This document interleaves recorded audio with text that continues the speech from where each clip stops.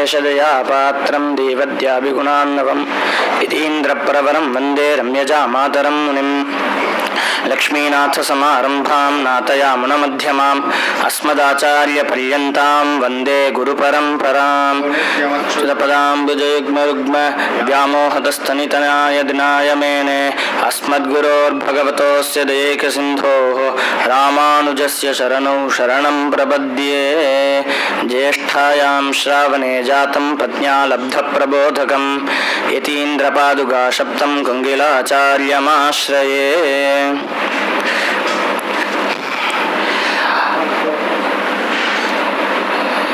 नमः सभाभ्यः सभापतिभ्यश्च सर्वेषां महोदयानाम् अस्माकं नमस्कारं कुर्वन्तः अस्माकं समेषां श्रीरामानुजाचार्याः वैष्णवसम्प्रदायस्य जगद्विख्याताः आचार्याः सन्ति।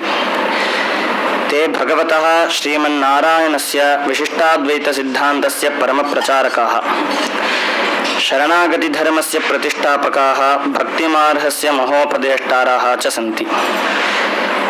श्रीमहापूर्णाचार्यादिभ्यः अनन्तरं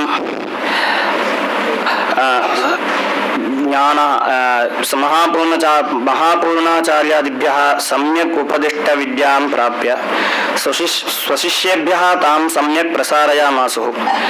तेषां शिष्यपरम्परायां पराशरभट्टाः, पिल्लेलोकाचार्याः इत्यादयः महान्ताः आचार्याः विराजन्ते। तदपि तेषु एवमेव विराजन्ते कोङ्गिलाचार्यः इति स्वामिनः। तस्य पाण्ड्यदेशस्य वाण्यम्पाडी नाम्नि ग्रामे निवसन्ति कोङ्गिल्प्राट्टि इति वैष्णवी। ताः रामानुजाचार्येषु परमां भक्तिम् अधारयन् एकदा श्रीरामानुजाचार्याः श्रीरङ्गक्षेत्रात् कोङ्गुदेशं प्रति रहस्यरूपेण गच्छन्तः मार्गमध्ये अत्यन्तपरिश्रमान्तः सन्तः तस्याः गृहम् आगताः। तदा ताः तान् न प्रत्यजानात्, तथापि तस्य तेजः श्रीवैष्णवलक्षणानि सदाचारञ्च दृष्ट्वा इमे केचन महानाचार्याः इति निश्चित्य परमभक्त्या तस्य आतिथ्यं कृत्वा श्रद्धया सेवाम् अकरोत्। अनन्तरं ते एव श्रीरामानुजाचार्यः इति ज्ञात्वा ताः तेषां श्रीचरणारविन्दयोः शरणं प्रपद्य पञ्चसंस्कारं स्वीकृतवत्यः। तेषां शिष्याः च अभवन्। ततः प्रभृति श्रीरामानुजाचार्य उपदिष्टमार्गम् अनुसृत्य जीवनं नीतवत्यः। श्रीवैष्णवसम्प्रदाये आदर्शभक्ताः इति विख्याता अभवन्। अत एव ताः आदरपूर्वकं कोङ्गिल्प्राट्टि इति नाम्ना प्रसिद्धा वर्तन्ते। एतादृश महानुभावानां परमानुग्रहः अस्माकं सर्वदा भवतु इति सम्प्रार्थ्य विरामामि।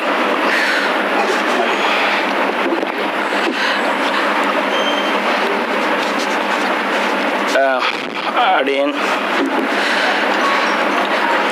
द्राविडभाषायां किञ्चित् धर्मशास्त्रविषयानि अहं वक्तुं वक्ष्यामि।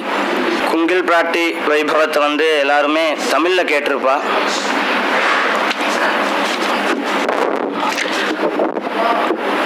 சம்ஸ்கிருதத்தில் அதை கொஞ்சம் மாற்றி அமைக்கணுங்கிறதுக்காக தான் இந்த ஒரு முயற்சி. இதில் ஏதாவது தப்பு இருந்தால் அனைவரும் மன்னித்து கொள்ளவும்.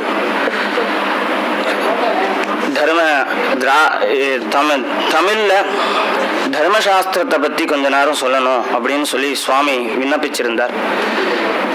நம்மளோட சம்பிரதாயத்தில் எது தர்மம், எதை அனுஷ்டிக்கணும், எதை விடணும், எதை விடக்கூடாது அப்படிங்கிறது நிறையா பேருக்கு தெரியாமல் இருக்கு. எதை அத்தியனம் பண்ணணும், எதை அத்தியனம் பண்ணக்கூடாது, எதை அத்தியனம் பண்ணால் நம்மளுக்கு நல்லது, எதை அத்தியனம் பண்ணால் நம்மளுக்கு நல்லது இல்லை அப்படிங்கிறதுலாம் நம்மளோட சம்பிரதாயத்தில் நிறையா பேருக்கு தெரியாமல் இருக்கு. ஒரு சில பேர் என்ன பண்ணுறான்னா நம்மளோட சம்பிரதாயத்தில் வெறும் சாஸ்திரத்தை மட்டும் அத்தியனம் பண்ணுறா, வேதத்தை விட்டுறா. ஒரு சில பேர் நம்மளோட சம்பிரதாயத்தில் வேதத்தை அத்தியனம் பண்ணுறா, சாஸ்திரத்தை விட்டுறா. பொதுவாகவே சாஸ்திரத்தில் என்ன சொல்லியிருக்குன்னா, வேதத்தை அத்தியனம் பண்ணணும், அப்புறமா சாஸ்திரத்தையும் அத்தியனம் பண்ணணும். வெறும் வேதத்தை மட்டும் அத்தியனம் பண்ணிட்டு சாஸ்திரத்தை அத்தியனம் பண்ணாமல் விட்டா மூட்டை தூக்கிற கழுதுன்னு சொல்லியிருக்கோம். அதே வெறும் சாஸ்திரத்தை மட்டும் அத்தியனம் பண்ணிட்டு வேதத்தை அத்தியனம் பண்ணாம விட்டா இன்னும் ஒரு படி மேல போய் பொதி மூட்டை தூக்கிற கழுதுன்னு சொல்லியிருக்கா. ரெண்டுத்தையும் அத்தியனம் பண்ணணும், ரெண்டுத்தையுமே அனுஷ்டானத்துல வச்சுக்கணும். பொதுவா வேதத்துல சில காமிய விஷயங்கள் இருக்கிறதுனால வேதத்தை அத்தியனம் பண்ணக்கூடாது அப்படின்னு சில பேர் சொல்லிட்டு இருக்கா. ஒருவேளை அவளோட ஞானம் அப்படிதான் இருக்குமோ, அவளுக்கு ஞானம் அவ்வளவுதானோ தெரியல. காமிய விஷயங்கள் எல்லா இடத்துலையும் தான் இருக்கு. காமியமானது அது எப்படிப்பட்ட காமியமா இருக்கணும்னா, நாராயணனுக்கு எப்பவுமே கைங்கரியம் பண்ணக்கூடிய காமியமா இருக்கணும். அதுதான் உண்மையான காமியமா இருக்கு. அதுதான் உண்மையான புருஷார்த்தமும் கூட. இல்லைன்னா ஆச்சாரிய அதையும் காட்டி ஒரு படி கீழே போனோம்னா ஆச்சாரியனுக்கு கைங்கரியம் பண்ணணும், கீழே போகக்கூடாது. அதையும் காட்டி நாராயணனுக்கு கைங்கரியம் பண்றதோட மேலதான் போகணும் ஆச்சாரியனுக்கு கைங்கரியம் பண்றது அப்படிங்கிறது. அதனால அதையும் காட்டி ஒரு படி மேலே போனோம் அப்படின்னா ஆச்சாரியனுக்கு கைங்கரியம் பண்ணணும் அப்படிங்கிறதுக்காக தான். இந்த தேகம் நல்லா இருக்கும், முதல்ல கைங்கரியம் பண்ணணும்னா தேகம் நல்லா இருக்கணும். அத்தியனம் பண்ணணும், அத்தியனம் பண்ணிட்டு அதை அனுஷ்டானத்திலையும் வச்சுக்கணும். பொதுவாக முதல்ல நம்மளோட குரு பரம்பரையை பார்த்தோம் அப்படின்னா நாராயணன்லேருந்து ஆரம்பிச்சு நாராயணன் பிரம்மாக்கு அப்புறமா மனுல இருந்து அப்படியே வருது. அந்த குரு பரம்பரையில பார்த்தோம்னா வேதம் தான் முதல்ல வந்தது. வேதத்தை வச்சுதான் இந்த சிருஷ்டி உருவானது அப்படின்னு சொல்லப்படுது சாஸ்திரத்தை பார்க்கும்போது. அப்படி வேத மூலியமா இந்த சிருஷ்டி உருவாயிருக்கு அப்படிங்கும் போது வேதத்தையே அத்தியனம் பண்ணாம வெறும் சாஸ்திரத்தை மட்டும் அத்தியனம் பண்ணா என்ன பலன்? சரி, வெறும் சாஸ்திரத்தை மட்டும் அத்தியனம் பண்ணிட்டு அவ நல்லா சாஸ்திரானுஷ்டானமா இருக்கா, இல்ல வெறும் வேதத்தை மட்டும் அத்தியனம் பண்ணிட்டு அவ நல்லா வேதத்துல இருக்கக்கூடிய அனுஷ்டானங்களை பண்ணிட்டு இருக்கா. சாஸ்திரத்தை விட்டுறா. சாஸ்திரத்துல இருக்க அந்த விஷயங்கள்லாம் அப்படின்னா நம்ம என்ன தர்மத்தை பண்றோம், காலத்துல என்ன நம்ம நித்தியப்படி பண்ணக்கூடிய சந்தியாவந்தனங்கள் திருவாராதனங்கள்லாம் எப்படி நடக்குது, அதெல்லாம் நம்மளுக்கு எப்படி தெரியும் அப்படின்னு கேட்டா அதுக்கு சாஸ்திரத்தை அத்தியனம் பண்ணாதான் தெரியும். நம்ம ஒரு விஷயம் தர்மமா பண்ணிட்டு இருக்கோம், அது கரெக்டா தான் நம்ம பண்றோம் அப்படிங்கறத நம்மளால எப்படி நிச்சயமா சொல்ல முடியும் அப்படின்னு கேட்டா சாஸ்திரத்தை அத்தியனம் பண்ணணும், வேதத்தையும் அத்தியனம் பண்ணணும். ரெண்டுத்தையும் அத்தியனம் பண்ணிட்டு நம்மளோட திவ்ய பிரபந்தமான சொல்லக்கூடிய 4000 அத்தியனம் அருளி செயல் அத்தியனம் பண்ணாம இருந்தோம் அப்படின்னா அதுவும் வேஸ்ட். ஒரு பக்கம் சம்ஸ்கிருதம் அப்படின்னா இன்னொரு பக்கம் நம்மளோட திராவிட மொழியான தமிழ், ரெண்டு கண்ணு மாதிரி. அதாவது ஒரு கண்ணுல சம்ஸ்கிருதம் அப்படின்னா இன்னொரு கண்ணுல தமிழ். இப்படி இந்த 3 விஷயங்களையும் அத்தியனம் பண்ணி கிரமமா இருந்து நம்மளோட ஆச்சாரியனுக்கு கைங்கரியம் பண்ணணும் அப்படின்னு பெரியவா சொல்லியிருக்கா. இப்ப ஒரு சில இடங்கள்ல பாக்குறோம், ஒரு சில இடத்துல நம்மளுக்கு பிறந்ததுல இருந்து ஒரு சில சம்ஸ்காரங்கள்லாம் சொல்லியிருக்கா. அந்த சம்ஸ்காரங்கள்ல நம்மள பண்ணணும் அப்படின்னா ஒரு சில பேர் அதை காமியம்னு நினைக்கிறா. பொதுவாகவே வேதத்துல எந்த சம்ஸ்காரம் சொல்லியிருக்கோ அந்த சம்ஸ்காரத்தை நம்மளால விடவே கூடாது. இன்னைக்கு சந்தியாவந்தனம் இந்த டயத்துல பண்ணணும் அப்படின்னு அந்த இடத்துல போட்டிருந்துச்சுன்னா இன்னைக்கு அந்த சந்தியாவந்தனத்தை நம்ம பண்ணிதான் ஆகணும். அதுக்கு ஏன்னு திரும்பி கேட்கக்கூடாது, திரும்பி அந்த கேள்வி நம்ம கேட்கவே கூடாது, பண்ணுனா பண்ணணும் அவ்வளவுதான். அந்த மாதிரி ஒரு சில விஷயங்கள் பிறந்தோம் அப்படின்னா சீமந்தம் ஜாத்தகர்மா அப்படி வருஷம் ஆனதுக்கு அப்புறம் ஒரு சில பேர் சொல்றான் ஆயுஷ ஹோமம் பண்றது காமியார்த்தம். ஆயுஷ ஹோமம் பண்றது காமியார்த்தம் தான் சத்தியம். ஆனா ஆயுஷ ஹோமம் பண்ணணும் அப்படின்னா வருஷத்துல நம்ம ஒரு வாட்டி நம்மளோட ஆயுஷ ஹோமம் பண்ணணும் அப்படின்னு சாஸ்திரத்துல இருந்துச்சுன்னா அதை நம்ம பண்ணிதான் ஆகணும். அதுல காமியமே கிடையாது. குழந்தை பிறந்து முதல் ஒரு வருஷம் ஆச்சுன்னா அந்த ஆயுஷ ஹோமத்தை அவ பண்ணிதான் ஆகணும். அதுல எந்த ஒரு மாற்று கருத்துமே இல்லையா? ஏன்னா அந்த ஆயுஷ ஹோமம் பண்ணணும் அப்படின்னு நம்மளோட சாஸ்திரங்கள்ல இருக்கு. அது ஒரு சில பேர் என்ன சொல்றாங்கன்னா காமியார்த்தம் அப்படிங்கிறா. இன்னும் ஒரு சில இடத்துல வேத பாராயணக்காரால கூப்பிட மாட்டேங்கிறா. இன்னும் ஒரு சில இடத்துல அருளி செயல்காரால கூப்பிட மாட்டேங்கிறா. இன்னும் ஒரு சில இடத்துல சாஸ்திரத்தை அத்தியனம் பண்ணவால கூப்பிட மாட்டேங்கிறா. இப்படி 3த்தையும் அத்தியனம் பண்றவால 3த்தையும் அத்தியனம் பண்ண முடியுமா அப்படின்னு கேட்டா யாராலையுமே 3த்தையும் ஒன்னா சேர்ந்து அத்தியனம் பண்றது அப்படிங்கிறது நடக்காத காரியம். அப்படியே அதுல அத்தியனம் பண்ணாலும் 1000த்துல 100 பேர் அத்தியனம் பண்ணுவா. அந்த 100 பேர்லயும் அதுல எல்லாத்தையும் புத்தியில வச்சுக்க முடியுமா, எல்லாமே அவளால புஸ்தகம் பார்க்காம வாசிக்க முடியுமா அப்படின்னு கேட்டா அதுல ஒருத்தர் தான் அதுல அந்த 3த்தையுமே புஸ்தகம் பார்க்காம வாசிக்க முடியும். இப்படி இருக்கும்போது 3 பேரையுமே ஒரு இடத்துல கூப்பிட்டு கௌரவிக்கிறது தான் சரியான இது. நம்ம திருமாளிகையில எப்பயுமே மற்றவாழ மாதிரி எப்பயுமே திருவாய்மொழி கோஷ்டி உண்டு. எப்பயுமே வேதாத்தியனம் பண்ண வாழ்க்கை எப்பயுமே பிரதி வருஷம் 2 வாட்டி வேதாத்தியனம் பண்ண வாழ்க்கை வேத பாராயணங்கள் நடந்துட்டு இருக்கு. இப்படி இருக்கும்போது நம்மளோட திருமாளிகையில இந்த வேத பாராயணம் இப்படி அத்தியனம் பண்ணாம சரி லௌகீகமா இருக்கா, அவளுக்கு இந்த சாஸ்திரானுபாவம் எப்படி கிடைக்கும் அப்படின்னு கேட்டா ஆச்சாரிய கைங்கரியம் பண்ண மூலமா கிடைக்கும். ஆச்சாரியா சிஷ்யா நிறைய பேர் இருக்கா, எல்லா சிஷ்யாராலையும் ஆச்சாரிய கைங்கரியம் பண்ண முடியுமா அப்படின்னு கேட்டா சிரம நிச்சயமே எல்லா சிஷ்யாராலையும் ஆச்சாரிய கைங்கரியம் பண்ண முடியாது. ஏன்னா அந்த ஆச்சாரிய கைங்கரியம் பண்ணணும் அப்படின்னாலே ஒரு புத்தி வரணும். அந்த புத்தி எப்படி இருக்கணும்னா சத்தா இருக்கணும். நான் ஆச்சாரிய கைங்கரியம் பண்ணணும் அப்படின்னு நினைக்கணும். ஆச்சாரிய கைங்கரியம் பண்றவா அப்படியே இருந்தாலும் அத்தியனம் பண்ணவாளா இருக்கணும், அது நிச்சயமா இருக்காது. லௌகீகத்துல இருந்தவாளா தான் இருப்பா. ஆச்சாரிய கைங்கரியத்தை அத்தியனம் பண்ணவா பண்ணணும் அப்படிங்கிறது முதல் விஷயம். சரி, அத்தியனம் பண்ண முடியல இந்த காலத்துல, இந்த காலத்தோட இதுல லௌகீகமா இருக்கிறவா எல்லாராலையுமே ஆச்சாரிய கைங்கரியம் பண்ண முடியுமா அப்படின்னு கேட்டா நிறைய பேர் வீட்டுலதான் இருப்பா. ஒரு சில பேர் தான் அந்த லௌகீகத்துல இருக்கிறவாலும் அவளுக்கும் நல்ல புத்தி வந்து அவளுக்கும் ஆச்சாரிய கைங்கரியம் பண்ணணும், பகவானுக்கு ஆராதனை பண்ணணும். காமியார்த்தமா நம்ம ஆராதனை பண்ண மாட்டோம் அப்படிங்கிறதுக்கு என்ன விஷயம்னா, எந்த ஒரு எதிர்பார்ப்பும் இல்லாம ஆச்சாரிய கைங்கரியத்துக்கும் பகவத் கைங்கரியத்துக்கும் வராளே அவளுக்கு தான் உண்மையான காமியார்த்தம் கிடையாது. இந்த கர்மாவை நான் அனுஷ்டிக்கணும் அப்படின்னா இது என்னோட கடமை அப்படின்னு நினைச்சிட்டு எவா அனுஷ்டிக்கிறாளோ அவளுக்கு தான் இந்த ஒரு விஷயம் பண்றோம், ஒருத்தருக்கு ஒரு உதவி பண்றோம்னா அவன் வந்து திரும்பி ஒரு உதவி எதிர்பார்த்துதான் மற்றவா எல்லாருமே ஒரு உதவி பண்ணுவா. அப்படி இருக்கும்போது ஒருத்தனுக்கு ஒரு உதவி பண்றோம் அப்படின்னா அந்த பிரதி உதவி எதிர்பார்க்காம எவன் பண்றானோ அவனுக்கு தான் உண்மையாவே காமியார்த்தம் இல்லை அப்படின்னு அடியனோட விண்ணப்பம். அப்படி இருக்கும்போது ஒரு சில பேர் தான் அந்த மாதிரி நம்மளோட பிரதி உதவி இல்லாம திரும்பி ஆச்சாரியன் கைங்கரியம் பண்ணிட்டோம், ஆச்சாரியன் நம்மளுக்கு இது சொன்னா இது நடக்கும் அப்படின்னு எதிர்பார்க்க மாட்டா. இந்த ஜென்மத்துல பகவான் என்ன கொடுத்திருக்கானோ அதுவே இந்த ஜென்மத்தோட இது அப்படின்னு நினைச்சிருந்தா ஒரு சில பேர் அதுலயும் ஆச்சாரிய கைங்கரியம் பண்ணுவா. அப்படி இருக்கும்போது வேதாத்தியனம் பண்ணணும் அப்படின்னு ஒரு டாபிக் சொல்லியிருந்தேன். வேதாத்தியனம் பண்ணணும், சின்ன குழந்தையா இருக்கும் போது வேதாத்தியனத்துக்கு போகணும். வேதாத்தியனத்துக்கு போயிட்டு திரும்பி வரும்போது அவனுக்கு ஆச்சாரிய கைங்கரியத்துல இருப்பானா கேட்டா இருக்கு. சர்வ நிச்சயமா ஆச்சாரிய கைங்கரியத்துல இருக்க முடியாது. வேதாத்தியனம் பண்ணி முடிச்சு 10 வருஷம் ஆகும். 10 வருஷத்துக்கு அப்புறம் திரும்பி அவன் வந்து வெளியில வந்து வைதிக காரியங்களுக்கு எல்லாம் போயிட்டு அதுக்கப்புறமா வந்து அவன் ஆச்சாரிய கைங்கரியத்துக்கு வர முடியுமான்னு கேட்டா அதுவும் வர முடியாது. இப்படி இருக்கிற பட்சத்துல ஒரு சில பேரால தான் ஆச்சாரிய கைங்கரியம் பண்ண முடியும், ஒரு சில பேரால தான் வேதாத்தியனம் பண்ண முடியும், ஒரு சில பேரால தான் அருள் செயல் வாசிக்க முடியும், ஒரு சில பேரால தான் சாஸ்திராத்தியனம் நல்லா பண்ண முடியும். இப்படி இருக்கிற பட்சத்துல ஒரு இடத்துல காமியார்த்தம் வேதம் காமியம் அப்படின்னு சொல்லுறா, ஒரு இடத்துல அருள் செயலே நம்மளுக்கு ஆகாது அப்படிங்கிறா, ஒரு சில இடத்துல சாஸ்திரம் நம்மளால அத்தியனம் பண்ண முடியாது அப்படிங்கிற.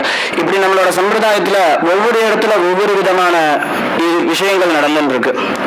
ஒரு சில இடத்துலலாம் கோவில்ல பொதுவாகவே பெரிய கோவில்ல தான் நம்ம எல்லாமே முன்னெடுத்து வச்சுட்டு இருக்கோம். பெரிய கோவில் எப்படின்னா முன்னாடி அருளி செயல், நடுவுல பெருமாள், பின்னாடி வேத பாராயணக்காரா, இப்படிதான் கிரமமா வந்துட்டு இருக்கு. அருளி செயல் மொட்டை கோபுரம் வரைக்கும் போகும். அதை தாண்டினதுக்கு அப்புறம் வேத பாராயணக்காரா உறையூர் பெருமாள் உறையூர் போனாலும் சரி, இங்கிருந்து ஜீயபுரம் போனாலும் சரி வேத பாராயணக்காரா போவா. ஒரு சில கோவில்கள்ல பின் கோஷ்டி அப்படிங்கிறது இன்னைக்கு வரைக்கும் இல்லாம இருக்கு. இன்னைக்கு வரைக்கும் இல்லாம இருக்குன்னா முன்னாடி காலத்துல இருந்துட்டு இருந்த கோஷ்டிகள் நடுவுல காலத்துல அந்த வேதாத்தியனம் பண்றது காமியார்த்தம் அப்படின்னு சொல்ற ஒரு சில பேரால அந்த கோஷ்டிகள்லாம் தடப்பட்டு போய் பின் கோஷ்டி அப்படிங்கிறதே பல கோவில்கள்ல இல்லாம இருக்கு. அந்த மாதிரிலாம் இல்லாம அனைவரும் சாஸ்திரத்தை தெரிஞ்சுக்கணும் அப்படிங்கிறதுக்காக சுவாமி விஞ்ஞாபனம் பண்ணார். ஆச்சாரிய கைங்கரியம் நான் எப்படி பண்ணணும் அப்படின்னா ஒரு சில பேரை காட்டலாம். நம்மளோட திருமாளிகைன்னு நான் பார்த்துட்டு இருக்கேன். நம்மளோட திருமாளிகை அப்படிங்கிறதுனால பல திருமாளிகையில எல்லாரும் ஆச்சாரிய கைங்கரியம் பண்ணிட்டு இருக்கா எவ்வளவோ பேர். ஆனாலும் நம்ம திருமாளிகையில இன்னும் ஸ்பெஷலா ஆத்தூர்ல இருந்து ஸ்ரீதரன் சுவாமி அவளோட அண்ணா தம்பி எல்லாருமே ஆச்சாரிய கைங்கரியத்துல ஈடுபட்டு இருக்கா. அவளோட ஆச்சாரிய கைங்கரியம் எப்படி இருக்கு அப்படின்னு கேட்டா, ஆச்சாரியன் இருந்து இன்னொரு பக்கம் இன்னொரு உதவி இல்லாம நான் ஆச்சாரியன் இது அனுகிரகம் பண்ணுவார், அதனால நம்மளுக்கு இது சரியாகும் அப்படிங்கறதெல்லாம் இல்லாம எந்த ஒரு பிரதி உதவியும் இல்லாம அவளே வந்து வருஷா வருஷம் ஆச்சாரிய கைங்கரியம் பண்ணிட்டு இருக்கா. அதே போல பாக்ய நகரத்துல இருக்கிற நம்மளோட சுந்தரராஜன் சுவாமி, அவளும் ஆச்சாரிய கைங்கரியத்துல எந்த ஒரு இதுவும் இல்லாம அவளோட மொத்த இதுவும் விட்டுட்டு அவளோட இதெல்லாம் காரியக்கிரமங்கள்லாம் விட்டுட்டு ஆச்சாரிய கைங்கரியத்துல ஈடுபட்டு இருக்கா. இந்த மாதிரி இருக்கிற பட்சத்துல அனுஷ்டானமும் இருக்கணும், வேதாத்தியனமும் பண்ணியிருக்கணும், சாஸ்திராத்தியனமும் பண்ணியிருக்கணும், அருள் செயலும் வாசிச்சிருக்கணும், ஆச்சாரிய கைங்கரியத்திலும் அதே சமயத்துல இருக்கணும்.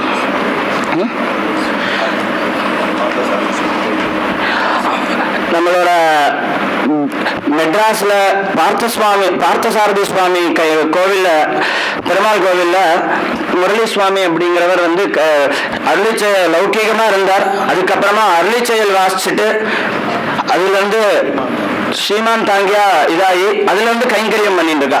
இந்த மாதிரி பல பேர் எல்லா சிஷ்யாலும் வரணும் அப்படிங்கிறதுக்காக தான் இந்த ஒரு இது விஷயமே நடக்குது.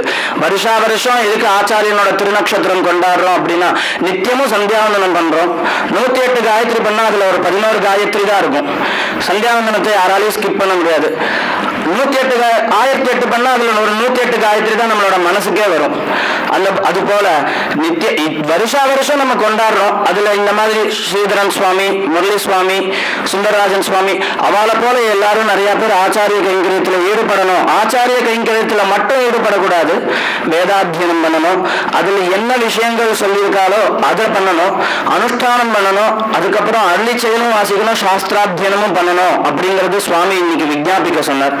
தர்மசாஸ்திர விஷயங்கள்ல இருந்து அதுல இருந்து ஒரு சில விஷயங்கள்லாம் ஒரு சில பேர் சந்தியா அப்படி பார்த்த காமியார்த்தம் அப்படின்னு பார்த்தோம்னா, சந்தியாவந்தனம் கூட ஒரு சில விஷயங்கள்ல அர்த்தத்தை பார்க்கும் போது காமியார்த்தமா நம்மளுக்கே தோணும். சூரியஷ்ட அப்படின்னு ஒரு பிராசன மந்திரம் வரும் சந்தியாவந்தனம் ஆரம்பத்துல. அதுல இருக்கிற அர்த்தங்கள் எல்லாம் பார்க்கும் போது நம்மளுக்கு காமியார்த்தம் அப்படின்னு நம்மளுக்கே தோணும். ஆனா அது காமியார்த்தமே கிடையாது. பொதுவா சொல்லுவா தர்மசாஸ்திரத்துல என்ன சொல்லியிருக்கானா, இன்னைக்கு நம்ம சந்தியாவந்தனம் பண்ணணும் அப்படின்னா அது நம்மளோட சந்தியாவந்தனோட நம்மளோட கடமை மட்டும்தான். அதுல வர விஷயங்கள் எதுவுமே நம்மளுக்கு காமியார்த்தமா ஈடுபடுமான்னு கேட்டா அதுல காமியார்த்தங்கள் கிடையாது. அண்ணன்னையோட விஷயங்கள் நம்ம என்ன தப்பு பண்ணிருக்கோமோ அந்த தப்பை சரி பண்ணிட்டு நம்ம அந்த சந்தியாவந்தனத்தை ஆரம்பிக்கிறோம் அப்படிங்கிறதுக்காக தான் அந்த மந்திரங்கள், பிராசன மந்திரங்கள்லாம் இருக்கு. அடியன் இதே மாதிரி எல்லா வருஷமும் சிஷ்யா வந்து கைங்கரியத்துல ஈடுபடணும். சுவாமி வந்து அடியனுக்கு சின்ன வயசுல இருக்கும் போது, நான் 2020 லாக்டவுன்ல இருக்கும் போது சுவாமி வந்து எனக்கு முதல்ல அம்பரீஷ சரித்திரம் எப்படி உபன்யாசம் பண்ணணும் அப்படின்னு சுவாமியோட திருமாளிகையில சொல்லி கொடுத்தார். சுவாமிக்கு ஞாபகம் இருக்குமான்னு தெரியல, அடியனுக்கு ஞாபகம் இருக்கு. அப்ப சின்ன வயசுல இருக்கும் போது எனக்கு அப்படின்னு பிரத்யாகார பாட்டங்கள்லாம் கூட சுவாமிகிட்ட நான் போய் அத்தியனம் பண்ணியிருக்கேன் அப்பாவோட போகும்போது. சுவாமி வந்து வியாக்கரண வித்வான், அதே போல விசிஷ்டாத்வைத வேதாந்தத்திலையும் நல்லா அத்தியனம் பண்ணியிருக்கார். முக்கியமா நான் சொன்ன சாஸ்திரத்தை அத்தியனம் பண்ண வாழ்க்கை வேதத்தை பிடிக்காது, அந்த மாதிரிலாம் சுவாமிக்கு எந்த ஒரு இதுவுமே கிடையாது. வேதத்தையும் சுவாமி வந்து அப்பப்ப கேட்ட அர்த்தங்கள் எல்லாம் தெரிஞ்சுட்டு இருக்கார். வேதத்துல இந்த இருக்கு இப்படி வருமே, இந்த இருக்குக்கு என்ன அர்த்தம், ஒரு வாட்டி வாயோ அப்படிங்கிறதுக்கு என்ன அர்த்தம்னு ஒரு நாள் கேட்டார். 2019 சமயத்துல வாயோ அப்படிங்கிற பதத்துக்கு என்ன அர்த்தம், இது இந்த கிரந்தத்துல வந்திருக்கு, இது வேதார்த்தமா அப்படின்னு கேட்டார். அப்படி இருக்கும்போது சுவாமிக்கு வந்து இந்த மாதிரி பாரபட்சங்கள்லாம் கிடையாது. அப்பேற்பட்ட பெரிய வித்வான் முன்னாடி அடியன் ஏதோ எனக்கு தெரிஞ்சதை சொல்லியிருக்கேன். அதே மாதிரி சுவாமி பெரிய நம்பி சுவாமி எப்பயுமே வருஷா வருஷம் எப்பயுமே வந்து இந்த ஆச்சாரியனோட திருநக்ஷத்திரத்தெல்லாம் பிரதி வருஷம் வந்து நடத்தி கொடுப்பார். அதே மாதிரி இந்த வருஷமும் பெரிய நம்பி சுவாமி வந்து நடத்தி கொடுத்திருக்கார். அவளுக்கெல்லாம் முன்னாடி அடியனோட தெரிஞ்ச தர்மசாஸ்திர ஞானத்தை கொஞ்சம், அதே மாதிரி ஆச்சாரியனோட வைபவத்தை எல்லாருமே பொதுவாகவே திராவிட மொழியில எல்லாருமே நிறைய முறை கேட்டிருக்கா. சம்ஸ்கிருதாத்தியனம் பண்ணணும் அப்படிங்கிறதுக்காக இந்த ஒரு சின்ன முயற்சி. ஆச்சாரியனோட திருவைபவத்தை சம்ஸ்கிருதத்துல ரொம்ப சின்னதா சுருக்கி அடியன் இது பண்ணியிருக்கேன். இதுல ஏதாவது தப்புகள் குறைகள் இருந்தால் அனைவரும் க்ஷமித்துக் கொள்ளவும். அடியனோட பேச்சு இதோடு முடிகிறது. ஸ்ரீமதே ராமானுஜாய நமஹ.